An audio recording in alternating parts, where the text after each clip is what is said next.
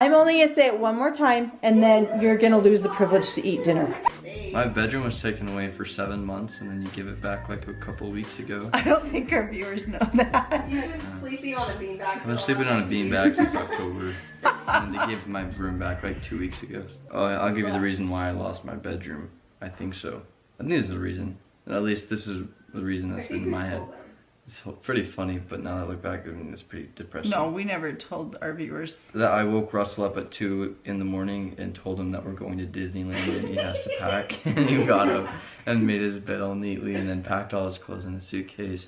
And then he walked out the door and I'm like, Russell, he's like, what? And he's all happy.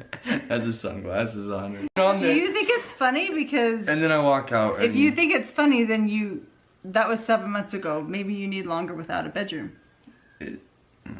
It was not funny. Russell got the big bedroom and Chad got the smaller bedroom. And Russell's bigger bedroom also had a bathroom.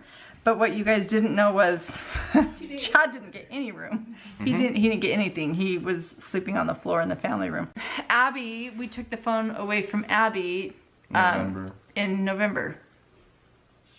And you may never get the phone back. Probably not. No, I have no friends. You can play with friends. No, like I don't have friends. I don't have friends either. I literally like told my friends I'm not hanging out with them anymore Because they're they say some pretty messed up stuff. I don't even know where they live. They're pretty far away. So, summer goal, become the best athlete I possibly can. If you cut one more thing in my house, We're chopping its head off. I'm going to take the scissors, look at me, and I'm going to cut its head off. Grandma will be so mad. So what are you going to do? Are you gonna cut anything else? No. You promise? Look at Mama. I just got a text message from Eve's teacher, and she said that Eve did not pack a lunch today, and can I bring a lunch over to the school? This happens quite often when you're raising children, because I know that her teacher is uncomfortable with her being hungry and not having a lunch, and it would ease her discomfort if I came to the school with a lunch. But I responded and just said Eve is responsible for making her lunches in the morning, and she actually told me she did pack a lunch. So the natural outcome is she's just going to need to be hungry, and hopefully nobody gives her food and nobody steps in and gives her a lunch. You're gonna pass on the sucker? I've had enough brownie for a lifetime.